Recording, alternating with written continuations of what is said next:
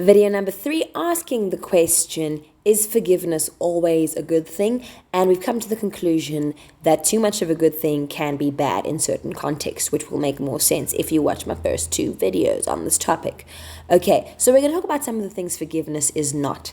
Number 1, forgiveness is not always the wise and responsible thing to do.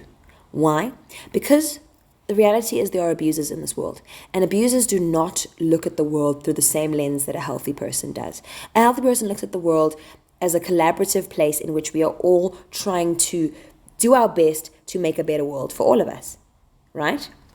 However, the abuser looks at the world through the lens of a game. It's kind of a chess game, I've called it in the past, right? And they understand the societal rules and expectations around forgiveness, and they will use whatever they can, including forgiveness, against you, and go, oh, you're not perfect, I'm only human, right? No one who's made a genuine mistake ever has to make that excuse. That excuse happens to be made by people whose behavior is far less than that we can expect from a decent human being who may have a couple of flaws. It isn't a question of perfection. It's a question of basic decency, and we're getting too old to pretend we don't know the difference between those things, okay?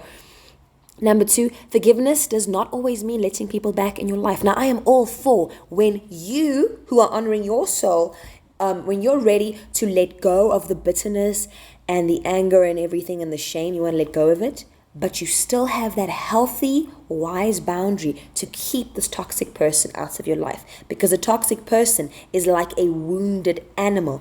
You don't have to have any resentment for a crocodile in order to realize that it's not a wise idea to get into the crocodile's river. Okay? You don't have to have any resentment for sharks or for gorillas or anything to realize that it's not a bad thing that you don't want to go into the snake's den or into whatever their living quarters is. You're just a bright person then. So don't let people conflate the two things, okay? Lazy thinking is not something to build your life on, okay?